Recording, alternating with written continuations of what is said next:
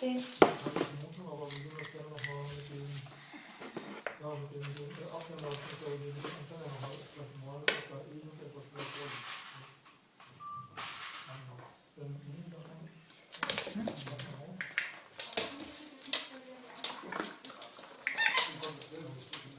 Hier ist es halt so wichtig, ich denke mal, sehr ist auch nicht von der Hand gesagt, dass wir nicht in die Leute von der Spitze und in die Tiefe gehen. Das ist auch gut so. Diesmal weißt du halt, ja, dass man nicht an irgendwelche fremden Sachen rangeht. Aber wir gucken uns mal hoch, dann kommen wir gleich nochmal auf den zurück. Der Kollege heißt Mike Lachen, wenn wir am müsste auch zu Hause sein. Ich habe mich nicht getraut, So, Pause. wir werden aber noch